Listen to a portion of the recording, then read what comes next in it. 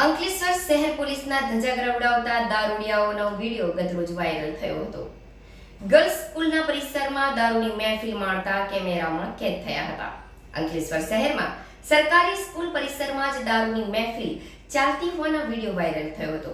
વિપક્ષ દ્વારા દારૂનું જાહેરમાં થતું વેચાણ સાથે પાલિકા પરિષદમાં ચાલતી મહેફિલોને લઈ સત્તા પક્ષને ઘેરી હતી.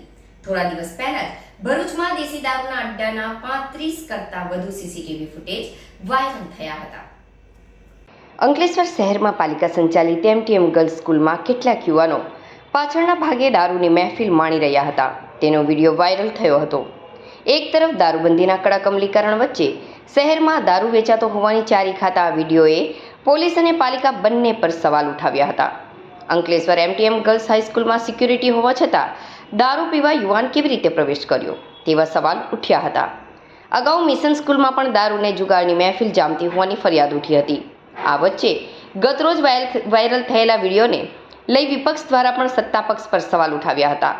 વિપક્ષ નેતા રફીક ઝઘડિયાવાલાએ પાલિકા પ્રિમાઇસીસમાં દારૂની મહેફિલ જામતી હોવાની સાથે સિક્યુરિટી પર સવાલ ઉઠાવ્યા હતા. તો શહેરમાં ખુલ્લેઆમ દારૂ વેચાઈ રહ્યો હોવાનો સીધો જ આક્ષેપ કર્યો હતો. આ આગને માધ્યમિક શિક્ષણ સમિતિના ચેરમેન વિરલબેન મકવાણાએ જણાવ્યું હતું કે વિડીયો અંગે તેમને જાણ નથી અને સિક્યુરિટી ગાર્ડ દ્વારા કોઈ સમસ્યા હોય તો ત્વરિત જાણ કરે છે. સ્કૂલ પાછળના રસ્તામાંથી કોઈ આવે તો તેમને ખબર પડી ના હોઈ શકે છે. છતાં આ મુદ્દે તપાસ કરી જરૂરી પગલાં ભરવામાં આવશે. અત્રે ઉલ્લેખનીય છે કે હાલમાં જ ડેડિયાપાડાના ધારાસભ્ય ચૈત્ર વસાવા દ્વારા ભરૂચ દારૂ ખુલ્લેઆમ વેચાઈ રહ્યો હોવાના 35થી વધુ વિડીયો વાયરલ કરાયા હતા, જેને લઈ પોલીસ બેડામાં હડકંપ મચી ગયો હતો. જે ઘટના હજુ જૂજ દિવસ જ થયા છે. આ વચ્ચે અંકલેશ્વરમાં પુનઃ દારૂની મહેફિલનો વિડીયો વાયરલ થતા દારૂબંધી સામે સવાલ ઉઠ્યા હતા. ત્યારે અંકલેશ્વર શહેર જીઆઈડીસી અને ગ્રામ્યમાં દારૂનું વેચાણ થઈ રહ્યું હોવાની વાતને નકારી શકાય નહીં. મા ટીવી આવા વાયરલ વિડીયોની પુષ્ટિ કરતું નથી, પણ જે પ્રમાણે વિડીયો સામે આવી રહ્યો છે તે જોતા પોલીસ વિભાગની કામગીરી પર સવાલ ઊભા કરી રહ્યા છે. ખાસ કરી દારૂ વેચાણના મુદ્દે પોલીસનું કૂણું વલણ દાખવી રહી હોવાનું પ્રજાને પ્રતીત થઈ રહ્યું છે અને વિપક્ષ પણ હવે આ મુદ્દે સવાલ ઉઠાવી પુષ્ટિ આપી રહ્યા છે.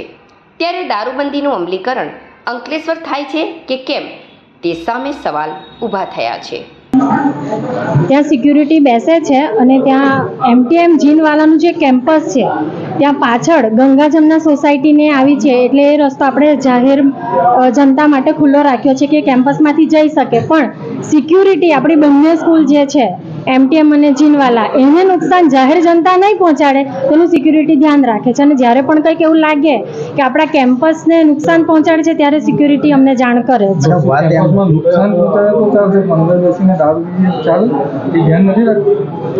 સિક્યુરિટી જાણ કરે છે. તો ગઈકાલે બિંદાસ જતા અને કેમેરામાં કંડારાયા. આઈ એમ વેરી સોરી, એ વિડીયો મેં નથી જોયો. જો તમે મને પહેલાં એ વિડીયો બતાવો તો એના વિશે તમને કંઈક કહી શકું. રે પંખીડા સુખથી ચડજો, ગીત વા કઈ ગાજો. આ એક કવિતા છે, એ પંખીડા માટે હતી. અને રે દારૂડિયાઓ, શાંતિથી દારૂ પીજો. નગરપાલિકાની મિલકતો તમારા બાપની છે. કોઈ ફાયર સ્ટેશનમાં દારૂ પીએ, કોઈ નગરપાલિકાની સ્કૂલોમાં દારૂ પીએ, દારૂની બાટલીઓ એટલી બધી મળે છે. બધી વસ્તુ શું નથી મળતી? આજે દારૂ એ તો ખુલ્લેઆમ વેચાય છે. જો ભાઈ પોલીસનો વિરોધ નથી કરતો, હા કેમ? એટલે સમજી જાઓ, ખરેખર તો નગરપાલિકાએ જોવું જોઈએ. નગરપાલિકાએ દરેક મિલકતોની પર ચોકીદાર મૂક્યા છે, તો શું એ લોકો જખ મારે? અરે ચોકીદારને 7,000 રૂપિયા બચારાને પગાર મળતો હોય, નગરપાલિકાના શાસકો પોતે કઈ બોલી નહીં શકતા. તે ચોકીદાર તમે શું દારૂડિયાને રોકીને આપવાનો હતો? પેલો દારૂડિયો 50 રૂપિયા આપીને જાય, તમે શું આપો?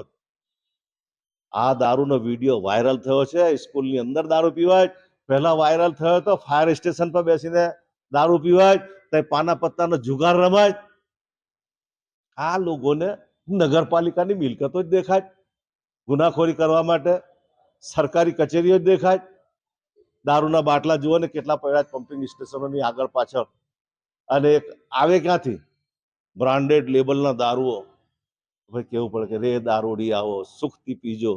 નગરપાલિકાની મિલકતો છે, તમારું કોઈ નામ નહીં લે.